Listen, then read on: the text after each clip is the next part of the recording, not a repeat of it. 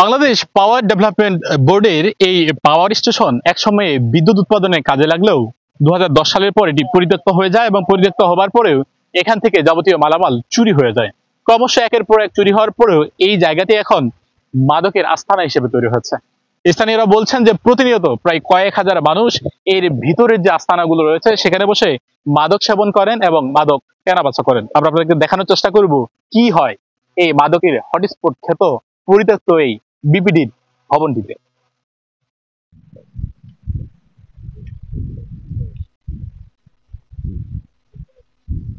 এইটিতেই মূলত মাদকের একটি আবাসস্থল।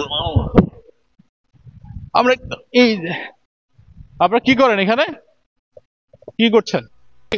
এ ভাই কই যান, কই যান, শুনেন, কই যান, শুনেন শুনেন।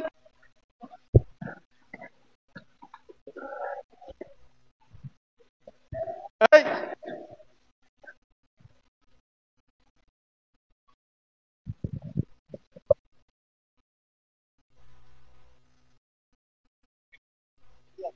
এইদিকে আসেন, আসেন। পাওয়ার হাউসের এই যে জায়গাটা দেখতে পাচ্ছেন, দেখতে পরিত্যক্ত, খুবই পরিত্যক্ত। আপনাদেরকে দেখাবো যারা এই পাওয়ার হাউসের এই বিস্তৃত এলাকা জুড়ে মাদক সেবন করার জন্য আসেন তারা কিভাবে মাদক সেবন করেন। একটু ভিতরে আপনাদেরকে যেতে হবে। এটির উচ্চতা সব মিলিয়ে 4 ফুট হতে পারে। ডিজাইন, এলিগেন্স, বিউটি, সেরা পণ্য সবার জন্য জেভিকো। কিন্তু ভিতরের একটু পরিবেশটা আপনাদেরকে দেখাতে চাই। এই যে যারা মাদক সেবী রয়েছেন তারা এটির ভিতরে ঢুকেন এবং এই যে আসর দেখছেন, এই যে এখানে 4টি ইট রয়েছে। আমি যদি একটু দেখানোর চেষ্টা করি যে এই যে 4টি ইট এখানে রয়েছে এবং 4 জন বসেন এবং এই যে মাদক সেবন করার জন্য এই যে নানান ধরনের যে উপকরণ আছে, অর্থাৎ যেগুলো দিয়ে ইয়াবা সেবন করা হয় এবং গাঁজা খাওয়া হয়, এখানে অনেকগুলো যে উপকরণ রয়েছে সেগুলো আমি একটু দেখানোর চেষ্টা করছি। শুধু এই এরকম স্টলের মতো করে পাশাপাশি আশপাশে যে জায়গাগুলো রয়েছে এবং এই যে এলাকাটি বা যে জায়গাটি রয়েছে এটির বেশ কটি দরজা রয়েছে। আমার ঠিক পিছনে হয়তো আপনারা দেখলে লক্ষ্য করবেন, এই জায়গাগুলোর মধ্য দিয়ে যখন তারা খবর পায় যে কেউ আসছে তখনই কিন্তু তারা এই মাদক নিয়ে বা মাদক খাওয়া অবস্থায় তারা এই রাস্তাগুলো দিয়ে বের হয়ে যায় এবং এই আসর বসে আর কি। এখানে ঠিক সেরকমই হয়তো আর একটু কাছ থেকে দেখাতে পারলে ভালো হতো। যদিও এটি মাথা উঁচু করলে মাথায় মানে সিমেন্ট লেগে আহত হওয়ার সম্ভাবনা রয়েছে এবং এখানে অনেকগুলো উপকরণ রয়েছে যেগুলো দিয়ে যারা মাদক সেবী তারা এখানে মাদক গ্রহণ করেন।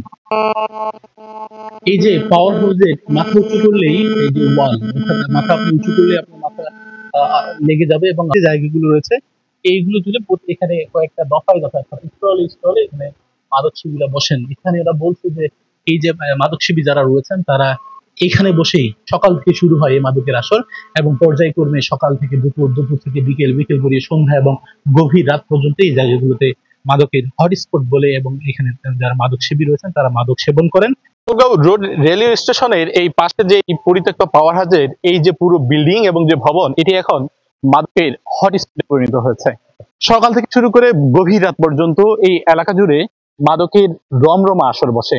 এখানকার যারা স্থানীয়রা তারাও কিন্তু বলছেন যে প্রতিনিয়ত মাদক কেনাবেচা এবং এখানকার যে আসর সেই আসরের বেশ আড্ডা জমে এই জায়গায়। আমরা এখানকার পাশে এক স্থানীয় রয়েছেন, তার সঙ্গে আমরা একটু কথা বলবো। এইখানে কি পরিমাণ মাদক এখানে আসর বসে এবং কেনাকাটা বসে এটা যদি একটু বলতে। এখানে আপনার আসে অনেক জন আসে খেতে, আর মানে বাতাস, তারপরে মনে করেন যে পরিবেশটা ভালো। এজন্য আসে। এখানে কেমন কেমন রমরমা চলে? চলে বলতে সবাই আসে মাদক করে, খাই 4-5 জন মিলে বসে।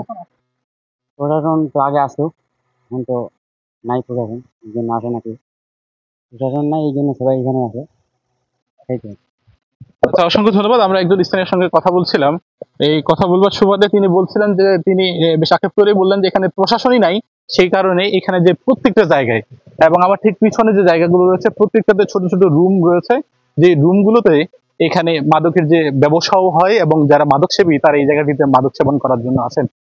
এই আমি যেখানে দাঁড়িয়ে রয়েছি এখান থেকে উপরের দূরত্ব যতটুকু রয়েছে ঠিক ততটুকু এই পানির নিচে দূরত্ব রয়েছে। এবং এইখানে এই যত দূরত্ব রয়েছে এই পানির ভিতরে এবং আশেপাশে যে ফাঁকা জায়গাগুলো রয়েছে সেই ফাঁকা জায়গাগুলোতে নিচেও এতটুকু যে দূরত্ব সেই দূরত্বটুকু রয়েছে। এবং স্থানীয়রা বলছেন যে এখানে প্রায়ই সময় এখানে মারামারি ঘটে এবং অনেকে বলছেন যে এই পানির ভিতরে এবং নিচে যে ফাঁকা জায়গাটিতে রয়েছে এখানে কোনো মরদেহ আছে কিনা সেটিও নিয়েও কিন্তু স্থানীয়রা সংশয় করছেন। অর্থাৎ এখানে কাউকে মেরে ফেলে যদি রেখে দেওয়া হয় এটিও কিন্তু অনেকজনের সন্দেহ করছেন এবং স্থানীয়রা বলছেন যে স্বল্প সময়ের মধ্যে এই জায়গাটি সরকার যদি সংস্কার না করে বা সংরক্ষণ না করে তাহলে আরো বেশি, যেমনি ভাবে মাদকের এখানে মাদকের রাজ্যে পরিণত হয়েছে এবং মাদকের যে আবাসস্থল হিসেবে পরিণত হয়েছে, পাশাপাশি নানান ধরনের যে অঘটন সেই ঘটনাগুলো এখানে ঘটার সবচেয়ে বেশি শঙ্কা রয়েছে। যারা স্থানীয় এবং যারা সচেতন মহল রয়েছেন তারা বলছেন দ্রুত সময়ের মধ্যে সরকার এই জায়গাটি সংরক্ষণ করবেন এবং এই মাদকের আস্থানা যাতে করে কমে সরকার এবং সংশ্লিষ্ট কর্তৃপক্ষ স্বল্প সময়ের মধ্যে ব্যবস্থা গ্রহণ করবেন।